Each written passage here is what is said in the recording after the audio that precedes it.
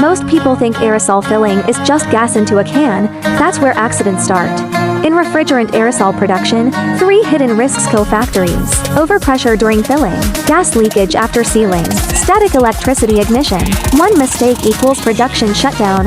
A real industrial refrigerant filling system must control precise gas dosing, 1 accuracy, anti-explosion filling structure, pressure balance system, automatic safety shutdown. This is not packaging. This is engineering safety control.